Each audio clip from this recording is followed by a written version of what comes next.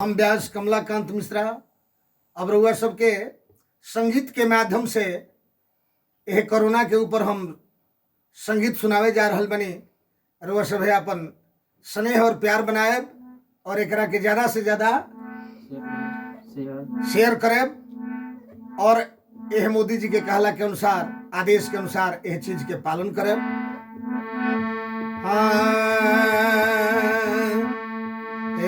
Corona दुनिया से corona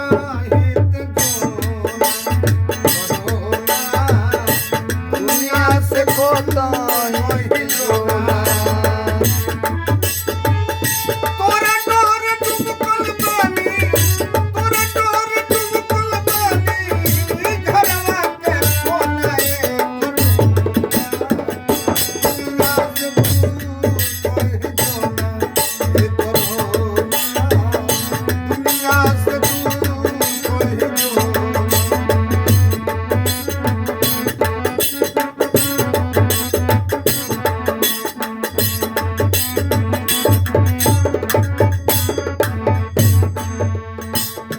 ध्यान दी सब है। चीन के चाइनीज सामान हर चीज नकली होला, लेकिन कितना घोर अत्याचार के साथ और दिमाग लगा के विश्व के तबाह कइले बा। सुन ले बानी चाइनीज प्रोडक्ट होला नकली, तोरा के बना के कैसे भेज देहलो सोशली।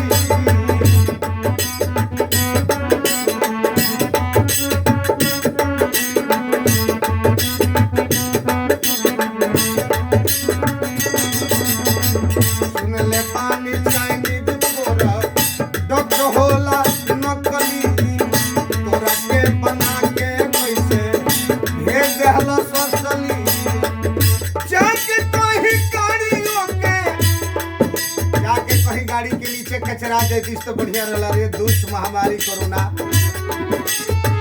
जाके कोई गाड़ी के नीचे कचरा ना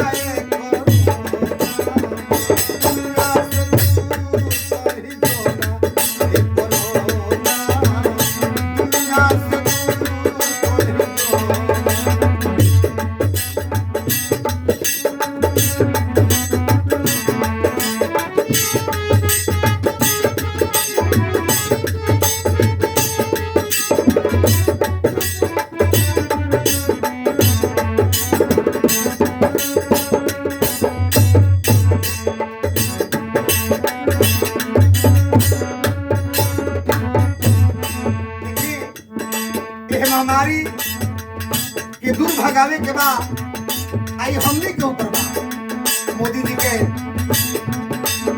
ये लॉकडाउन के आदेश के लक्ष्मण रेखा के हर पहलू निभावे के बाद हमेशा नाक मुंह ढाक के राखी, साबुन से हाथ धोत रही, स्वच्छ रही।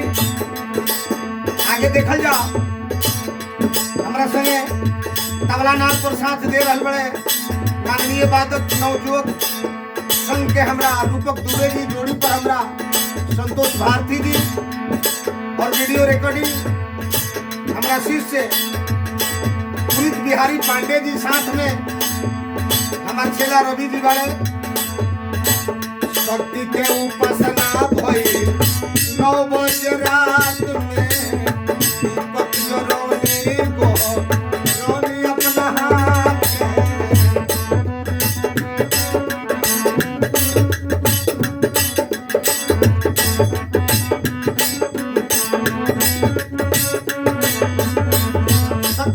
उपासना करनी। माननीय मोदी जी के कहला के अनुसार कि हे मां दुर्गा, हे महामारी से हमरा भारत माता की छुटकारा दिवा।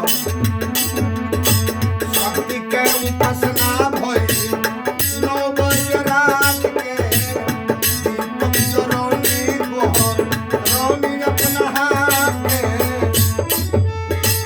भाग्यो न देश छोड़ी, भाग्यो न देश छोड़ी, जनी सब जो नाए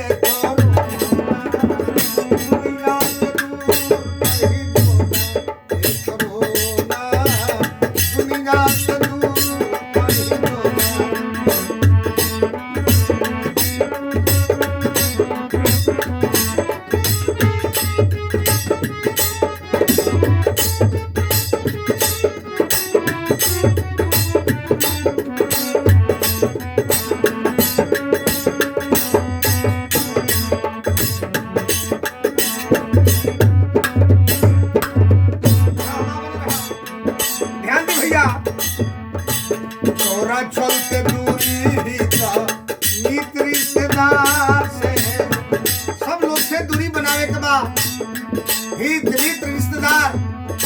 पहले लोग प्रेम पूर्वक चरण स्पर्श करके अपना बुजुर्ग के बैठावत रहा, अब दूर से ही 1 मीटर दूर से प्रणमापति होता। ये दुष्ट महामारी के चलते तोरा चलते दूरी ही नित रिश्तेदार से कैसे सामान किन के ले आई बाजार से।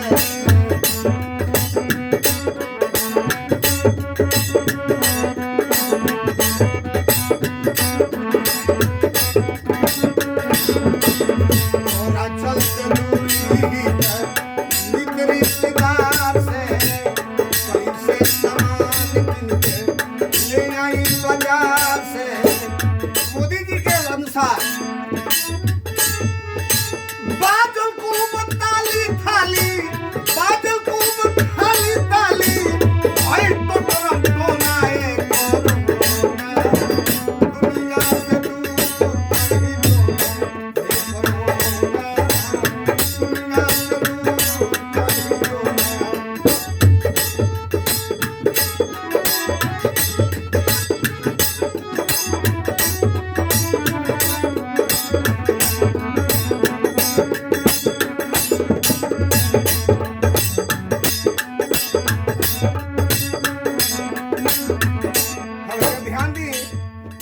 हमेशा याद रखे के बाद बार बार साबुन से हाथ धोए के बाद 1 मीटर की दूरी पर रहे के बाद मुंह पर नाक मुंह रुमाल या मास्क से ढक के रखे के बाद घर से बाहर नहीं के निकले के।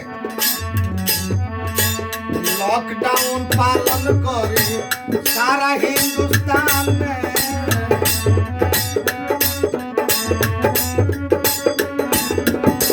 पापी महामारी से बचाई अपना